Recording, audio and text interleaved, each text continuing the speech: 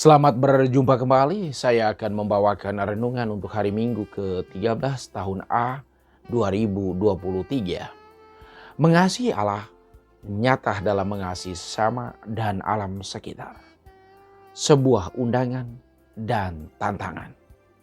Setiap hari kita terhubung dengan orang lain, baik langsung maupun lewat media telekomunikasi. Manusia selalu hidup dalam semangat saling memberi arti. Wujud konkretnya adalah saling mengasihi. Yang diutamakan dalam saling mengasihi adalah kebaikan bersama, kebaikan umum. Kebaikan umum akan memunculkan banyak kebaikan lainnya. Ia menggandakan dirinya secara otomatis. Semua yang baik berasal dari Tuhan. Kita berjuang untuk dekat dengannya, supaya kasih-Nya menjadi cara hidup kita. Hubungan baik dengan Allah mestinya nampak dalam hidup konkret, dalam hubungan dengan sesama dan alam sekitar. Ia mestinya menjadi prioritas utama. Tetapi dalam kenyataan banyak orang lebih mengutamakan hal lain ketimbang Tuhan, ketimbang kebaikan universal. Tuhan hanya sebagai pelengkap. Orang mencari Allah kalau lagi mengalami kesulitan. Dalam hidup, kita selalu membutuhkan orang lain dan yang lain, alam sekitar. Keberadaan setiap orang juga turut diberi arti oleh keberadaan yang lain. Satu hal yang tidak boleh absen dari kehidupan seseorang, yaitu kasih. Setiap orang yang memiliki kasih, ia bisa dengan senang hati ada bersama dengan yang lain. Ia turut memberi arti positif untuk keberadaan itu, untuk kebersamaan itu. Kasih itu universal sifatnya. Orang yang dipenuhi kasih mestinya memberi ruang dan kesempatan bagi yang lain untuk bertumbuh, berkembang, dan menjadi semakin baik. Kasih yang setiap orang miliki adalah cerminan dari kasih Allah, perpanjangan kasih Allah. Kehadiran kita dalam kebersamaan menjembatani kehadiran Allah untuk sesama.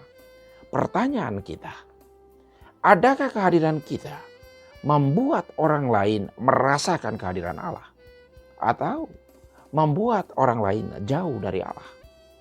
Indikator bahwa kita menghadirkan Allah bagi orang lain, yaitu kalau kehadiran kita membawa sukacita, membawa kegembiraan, damai, keadilan, dan hal-hal baik lainnya. Jika hal sebaliknya yang terjadi, berarti kita yang membuat orang lain jauh dari Allah. Yang membuat orang jauh dari Allah bisa karena pribadi orang itu sendiri atau karena orang lain. Kita perlu memurnikan pikiran dan hati setiap saat.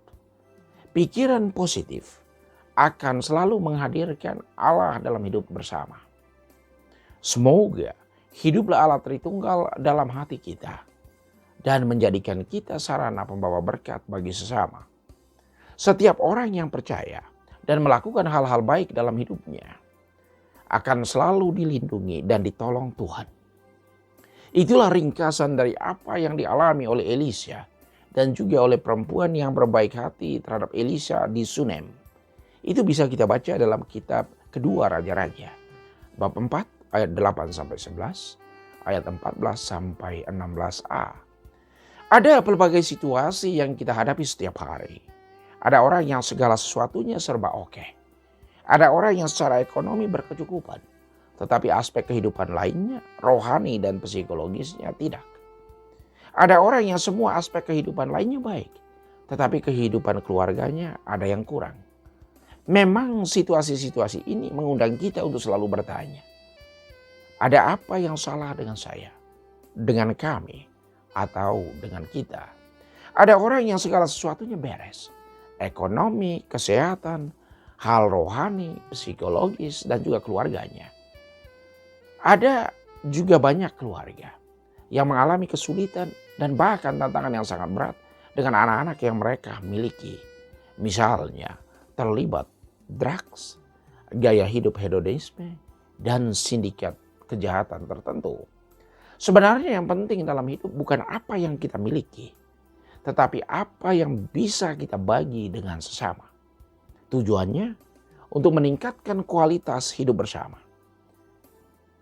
orang lain, dan diri sendiri.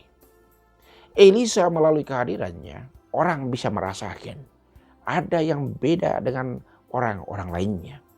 Misalnya, perempuan tua di Sunem tanpa diceritakan oleh Elisa, tetapi perempuan tua itu tahu bahwa yang diundang makan ke rumahnya adalah seorang nabi Allah yang setia. Itu semua karena kebaikan yang dirasakan, yang dilihat, dan yang dialami. Yesus mengajak dan mengingatkan kita, barang siapa tidak memikul salibnya, ia tidak layak bagiku. Barang siapa menyambut kamu, ia menyambut aku. Itu bisa dibaca dalam Injil Matius bab 10 ayat 37 sampai 42. Pertama, setiap orang mesti memikul salibnya. Salib kita bermacam-macam. Bermacam-macam jenis, bermacam-macam bentuk dan beratnya. Salib itu bisa berupa kesulitan, tantangan, penyakit, atau hal yang tidak menggembirakan lainnya. Kita belajar pada Yesus yang senantiasa mengandalkan kekuatan Allah dalam memikul salibnya. Cara untuk bisa memikul salib yang kita miliki. Pertama, harus menerima bahwa kita punya salib. Kedua, jangan membandingkan salib kita dengan salib orang lain. Ketiga, berdamai dengan salib itu. Bahwa itu adalah bagian dari hidup yang kita lalui.